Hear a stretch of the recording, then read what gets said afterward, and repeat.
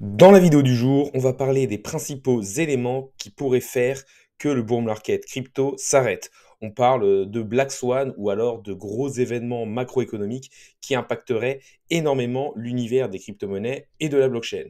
La première grosse news, ce serait justement le sell the news de l'élection de Donald Trump, surtout s'il ne fait pas ce qu'il a dit, c'est-à-dire être pro-crypto, faire des lois plutôt pro-crypto et libertariennes, et mettre une réserve stratégique en Bitcoin sous ses 100 premiers jours après son intronisation. Alors, il faut savoir qu'en plus de ça, il y a quand même un risque de récession aux États-Unis avec le nombre de baisses de taux de la Fed qui a été réduit. Et ça fait que les marchés ont plus d'incertitudes et surtout, on a les bonds américains qui sont en train de remonter et du coup, le taux sans risque étant plus haut, les personnes ont moins envie d'aller s'investir sur des marchés avec plus de risques. Donc il faut quand même se dire que plus les taux seront bas et plus ce sera bullish pour les assets à risque. Donc, première grosse news, c'est regarder un peu ce qui se passe aux États-Unis, que ce soit le taux de chômage, que ce soit le taux d'inflation, les annonces de la Fed au niveau du nombre de baisses de taux, voir si on arrive en récession ou pas, et surtout à plus court terme, le 20 janvier après l'élection de Trump, à voir si on va avoir un sell the news ou alors si ça va permettre de faire partir le marché à la hausse. Ça dépendra aussi un peu de ce qu'il va dire. Deuxième énorme news et deuxième énorme chose qui peut impacter le marché des crypto-monnaies, c'est MicroStrategy qui a acheté énormément de Bitcoin. Ils ont à peu près 2% de l'offre en circulation. Ils ont plusieurs milliards de Bitcoin. Et en fait, comment ils font? MicroStrategy achète du Bitcoin en émettant de la dette ou des capitaux propres. En fait, ils promettent des actions futures aux personnes qui leur prêtent de l'argent pour pouvoir acheter de plus en plus de Bitcoin et avoir une énorme réserve parce que Michael Saylor, leur PDG, pense que le Bitcoin peut aller beaucoup plus haut, peut-être aux alentours des 1 million de dollars. Il dit que ça pourra pérenniser son entreprise. Et en fait, il continue d'acheter même avec l'augmentation du prix du Bitcoin. Et du coup, son prix moyen d'acquisition augmente. Après, il y a aussi son risque de liquidation, mais là, on parle d'un prix du Bitcoin, je crois, en dessous des 20 000 dollars, donc il ne devrait pas avoir de risque là-dessus. Le risque est que un acteur majeur de l'écosystème peut essayer de shorter l'action MicroStrategy avant une échéance. Et du coup, ça risque de faire baisser le prix de l'action. Et à ce moment-là, les investisseurs ne voudront pas convertir en action et demanderont d'être remboursés en cash. MicroStrategy, ils ont du cash, mais pas tant que ça non plus. Ils devront donc vendre du Bitcoin pour rembourser leurs investisseurs. Ça peut faire une espèce de panique, faire baisser le prix du Bitcoin, du coup impacter l'action MicroStrategy, et on voit qu'on part dans un gros cercle vicieux. Donc il faut se dire que le prix de l'action MicroStrategy est donc très important pour éviter une vente massive du Bitcoin, ce qui pourrait bien sûr faire une grosse bougie rouge et impacter le marché dans sa globalité. On sait qu'il y a il peut aussi y avoir des liquidations sur le marché des crypto-monnaies qui peuvent, on va dire, impacter et amplifier un mouvement. Et donc, il faut faire attention à ce niveau-là. Ensuite, un petit risque de Black Swan qui est possible, c'est tout ce qui est restaking avec EigenLayer. Parce qu'en fait, ce restaking rajoute une couche au stacking d'Ethereum. Et en fait, il y a un risque systémique qui pourrait toucher Ethereum et donc faire un signe noir sur le marché. Ethereum, c'est quand même la deuxième plus grosse capitalisation. Et donc, si Ethereum est touché, que son prix part énormément à la baisse, ça risquerait d'empêcher une altcoin season et ça pourrait même entraîner l'ensemble du marché à la baisse. En fait, ce risque, il peut venir d'un grand nombre de slashing des Ethers stackés en restaking.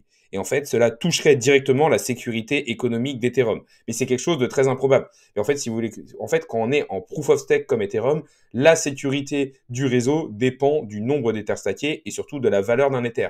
Là, si vous avez énormément des Ethers stackés qui sont slashés, ça veut dire qu'on va avoir beaucoup moins d'Ethers en staking et une sécurité économique réduite. Mais là, on est quand même sur un risque qui est extrêmement faible.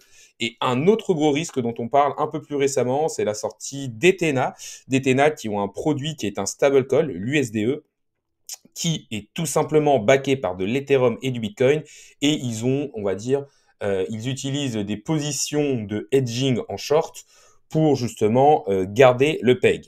Alors, c'est une stratégie qu'on appelle de delta hedging sur du collatéral en Ethereum principalement et aussi un peu sur du Bitcoin. Alors, pour vous expliquer comment ça fonctionne, j'ai regardé un article de Cam Bendrix. Si vous voulez plus d'informations sur cette personne, j'ai fait une interview avec lui. Et en fait, ils vont utiliser des assets spot comme le Bitcoin et l'Ethereum qu'ils vont mettre en collatéral pour ouvrir des positions short, c'est-à-dire parier à la baisse du marché sur les contrats perpétuels futurs. En fait, l'objectif, c'est de parier que les assets vont monter et de shorter. En gros, si par exemple Ethereum monte, leur short va leur faire perdre de l'argent, mais cela va être compensé par la montée d'Ethereum.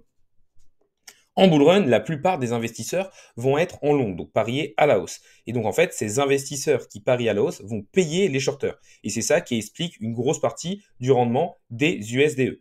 La position est donc ce qu'on appelle delta hedge et ils gagnent de l'argent sur les funding rates positifs. Ce profit va être redistribué entre les stakers du SDE et il y a aussi un fonds d'assurance qui sont en train de faire grossir grâce à ça.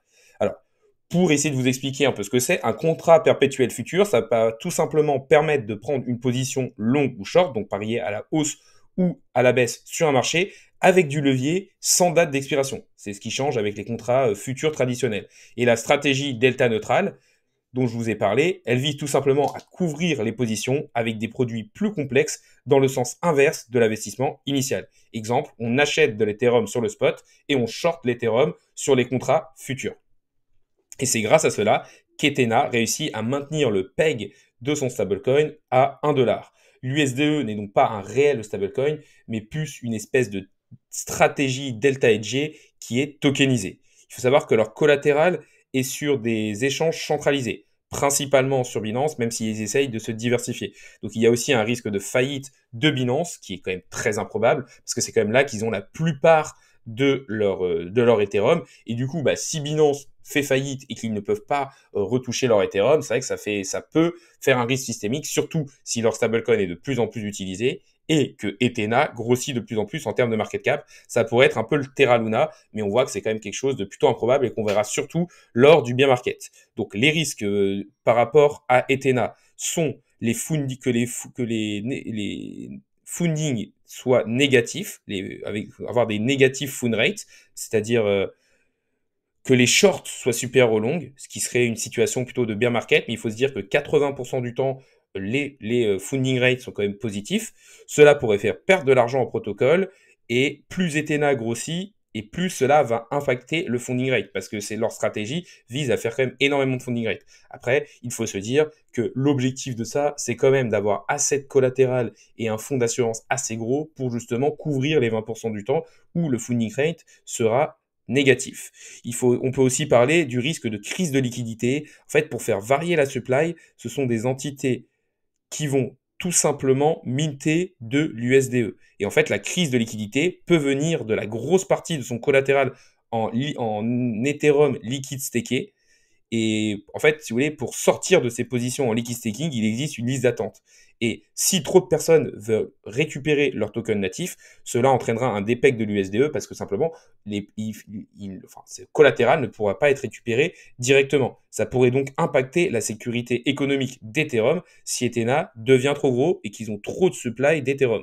Et après, il y a bien sûr le risque d'exécution. Donc là, on sait juste qu'on doit faire confiance à Ethena pour tenir sa stratégie delta hedgée et bien la faire.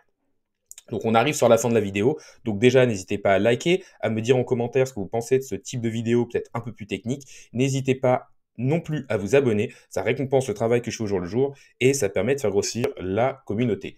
Pour résumer, 4 principales choses et événements qui peuvent faire que le bull run s'arrête plus tôt que prévu, le fait que Donald Trump ne tienne pas ses promesses ou qu'on ait à 7 de news à ce moment-là. Alors ça, on va dire que le fait que les États-Unis aillent mal et que Donald Trump ne tienne pas ses promesses, ça pourrait finir le bull run, mais à plus court terme, faire au moins une correction. Ensuite, on a un peu le fait que MicroStrategy grossit de plus en plus en termes de pourcentage de Bitcoin dans sa trésorerie. Et donc forcément, si avec leur stratégie d'emprunter et d'émettre des capitaux propres, le prix du Bitcoin baisse, que les investisseurs ne veulent pas récupérer les actions MicroStrategy et qu'ils demandent du cash, MicroStrategy sera obligé de vendre ses actifs. On a aussi EigenLayer et Ethena qui sont des risques protocolaires mais un peu moins gros. La vidéo du jour est maintenant finie. Salut à tous et à la prochaine.